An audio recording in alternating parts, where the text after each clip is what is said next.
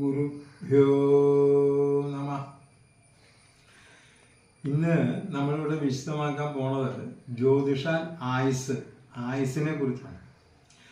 അപ്പോൾ ഒരു ശിശു ജനിച്ചാൽ ഗ്രഹനില ഉണ്ടാക്കി ആദ്യം നോക്കുന്ന ആയുസ്സിനെ കുറിച്ചാണ്. ഇതിന് ആയുസ് ഉണ്ടോ ഇല്ല.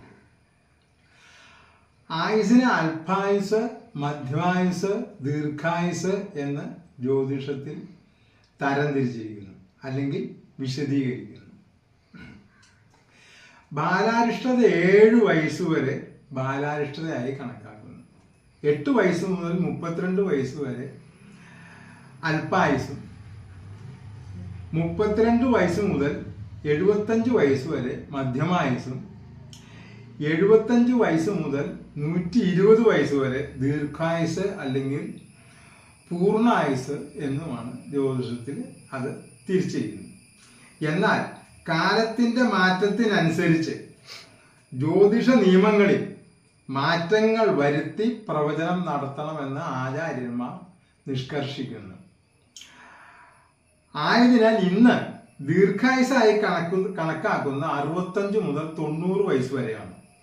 അഷ്ടമത്തിൽ പാപഗ്രഹം നിൽക്കുക, അഷ്ടമാധിപതി ബലവാനല്ലാതിരിക്കുക, അഷ്ടമാധിപനെ ലഗ്നാധിപൻ ശത്രുവാകുക, ഇങ്ങനെയുള്ള ഗ്രഹനിലയാണെങ്കിൽ ബാലാരിഷ്ടത കണക്കാക്കണം. പൗർണമിയിൽ ജനിച്ചാൽ ബാലാരിഷ്ടത ഉണ്ടാകില്ല. ചന്ദ്രന് ഉച്ചബലം വരിക, ചന്ദ്രൻ ശുഭരാശിയിൽ നിൽക്കുക, ചന്ദ്രൻ ശുഭരാശിയിൽ അംശിക്കുകയോ ചെയ്യുക, ബാലാരിഷ്ടത ഭവിക്കില്ല. ലഗ്നാധിപൻ ബലവാനായി ശുഭദൃഷ്ടിയോടെയോ ശുഭയോഗത്തോടെയോ ഇരുന്നാൽ, ശുക്രനോ ബുധനോ ഗുരുവുമായി യോഗം ചെയ്താൽ ഈ യോഗം ബാലാരിഷ്ടത അനുഭവപ്പെടില്ല. ഗുരുദൃഷ്ടി യോഗം ഇവ ലഗ്നത്തിന് ഉണ്ടാവുക. ബലവാനായ ലഗ്നാധിപൻ ലഗ്ന കേന്ദ്രത്തിലോ ത്രികോണത്തിലോ നിൽക്കുക, 3 ഗ്രഹങ്ങൾ ഉച്ചത്തിലോ സ്വക്ഷേത്രത്തിലോ നിൽക്കുക, രാഹു മേടം ഇടവം കർക്കിടകം ഇവ ലഗ്നമായി അവിടെ ശുഭദൃഷ്ടിയോടെ നിൽക്കുക. ബാലാരിഷ്ടതയുള്ള ഗ്രഹനിലയിൽ ഈ യോഗങ്ങൾ ഉണ്ടെങ്കിൽ ബാലാരിഷ്ട യോഗം ഉണ്ടാവില്ല, ശിശു മരിക്കില്ല. ജീവഹാനി ഉണ്ടാകുമെന്ന് തീർത്തു പറയാൻ ജ്യോതിഷം അനുശാസിക്കുന്നില്ല. അരിഷ്ടത കാലമാണെന്നേ പറയാവൂ.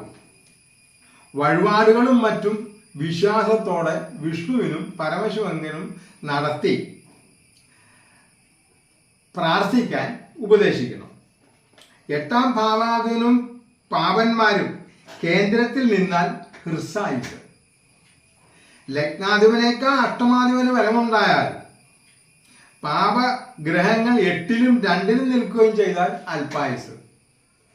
വ്യാഴത്തിന്റെ ദൃഷ്ടി ലഗ്നത്തിലേക്കോ ലഗ്നാധിപനോ അഷ്ടമത്തിൽ ശുഭഗ്രഹം അഷ്ടമാധിപനേക്കാൾ ബലം ലഗ്നാധിപനും ഉണ്ടായാൽ ദീർഘായുസ്. ലഗ്നാധിപൻ ശുഭന്മാരോട് യോഗം ചെയ്യുകയും ഗുരുദൃഷ്ടി ഉണ്ടാവുകയും ചെയ്താൽ ദീർഘായുസ്. അഷ്ടമാധിപൻ സ്വക്ഷേത്രത്തിൽ, ശനി അഷ്ടമത്തിൽ, ദീർഘായുസ്.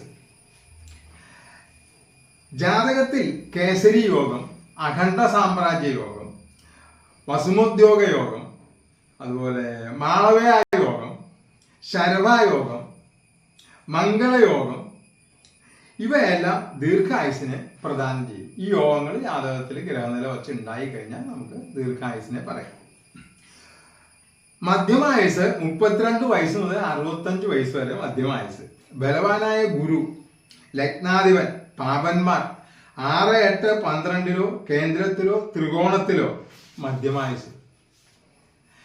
8ൽ പാപൻ, ശനി 6ൽ, കേന്ദ്ര ത്രികോണങ്ങളിൽ ശുഭന്മാരും മധ്യമായുസ് ലഭിക്കും. പാപന്മാർ 2, 3, 4, 5, 8, 11 ഈ ഭാവങ്ങളിൽ നിന്നാൽ മധ്യമായുസ്. ലഗ്നത്തിന് ബലമില്ലാതിരിക്കുക, ലഗ്നത്തിൽ പാപന്മാർ നിൽക്കുക, കേന്ദ്ര ത്രികോണങ്ങളിൽ ഗുരു 6, 8, 12 പാപന്മാർ മധ്യമായുസ്.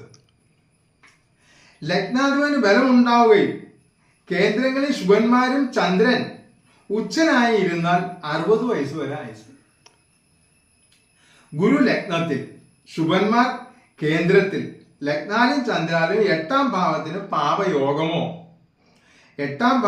പാപയോഗമോ പാപദൃഷ്ടിയോ ഇല്ലാതെയും ഇരുന്നാൽ 70 വയസ്സ് വരെ ആയുസ് ലഭിക്കും. 8 ശുഭന്മാർ നിൽക്കുന്നില്ലെങ്കിൽ അഷ്ടമാധിപൻ ലഗ്നത്തിൽ നിന്നാൽ 40 വയസ്സ് വരെ ആയുസ്. എല്ലാ ഗ്രഹങ്ങളും 5ൽ നിന്നാൽ 60 വയസ്സ് വരെ ആയുസ് ലഭിക്കും. ശുഭന്മാർ സ്വക്ഷേത്രത്തിലും ചന്ദ്രൻ ഉച്ചനായി ലഗ്നത്തിലും നിന്നാൽ 60 വയസ്സ് വരെ ആയുസ്. അപ്പോൾ ഇതൊക്കെയാണ് ആയുസിനെ കുറിച്ച് ലഘുവായിട്ടുള്ള ഒരു സംഭവമാണ്. നമുക്ക് ഒരുപാട് പറയാം, പക്ഷെ നമ്മുടെ സമയത്തിൻ്റെ അതുകൊണ്ട് നമ്മൾ ചുരുക്കി പറഞ്ഞേക്കാണ് ഇത്രയും. അപ്പോൾ ഇതൊക്കെയാണ് ആയുസിനെ കുറിച്ചുള്ള ചിന്ത. അല്പായുസ്, ദീർഘായുസ്, മധ്യമായുസ്, ഇങ്ങനെയൊക്കെ ആയുസുകൾ. അപ്പോൾ ഇതൊക്കെയാണ് അതിൻ്റെ കാര്യങ്ങൾ. നമസ്തേ. അപ്പോൾ ഇതുവരെ ഞങ്ങളുടെ ഈ ചാനൽ കണ്ടിട്ടില്ലെങ്കിൽ മുഴുവനായി കാണാനും സബ്സ്ക്രൈബ് ചെയ്യാനും ലൈക്ക് ചെയ്യാനും കമൻറ്റ് ചെയ്യാനും ഷെയർ ചെയ്യാനും ഞങ്ങൾ നിങ്ങളോട് വിനീതമായി അഭ്യർത്ഥിക്കുന്നു. നമസ്തേ.